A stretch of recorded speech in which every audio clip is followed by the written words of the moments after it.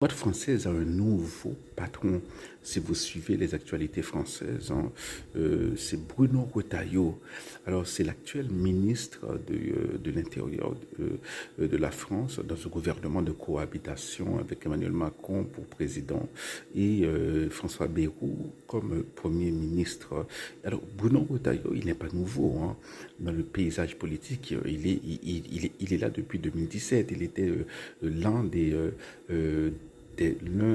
l'un des fidèles de François Fillon, qui n'a pas été élu.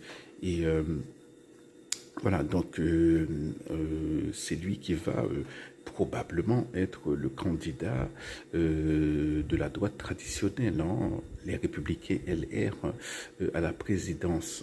Le problème, c'est que dans la Ve République française, la droite n'a jamais gagné sans le centre. Donc, il faut des alliés. Et le problème de Retailleau, c'est où les trouver.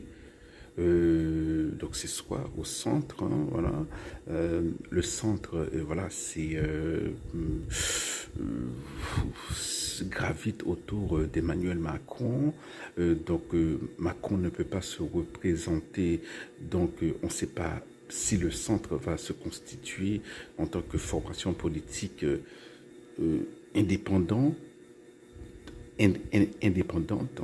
qui ne veut pas s'allier à la droite. De toute façon, la droite doit s'allier soit au centre ou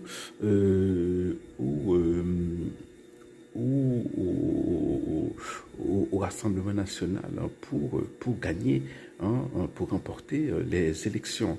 Dans le passé, la droite s'était toujours alliée au centre. Sous Sarkozy, par exemple. Voilà. Et lorsque le centre a lâché Sarkozy en 2012, eh bien, Sarkozy a perdu.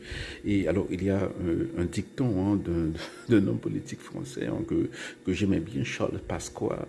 Il disait la droite apporte les candidats et le centre apporte les électeurs. Bon, c'est ça. Le centre était vraiment important pour la droite. Et c'était l'un des coups durs, ce qui explique les 4,7% de Valérie Pécresse, la dernière candidate de la droite aux élections présidentielles. Elle a fait moins de 5%. Donc, elle n'a même pas fait un score suffisant pour le remboursement des frais de campagne. Ça a été, voilà, pitoyable. Bon, alors, quelle sera la stratégie Retailleau?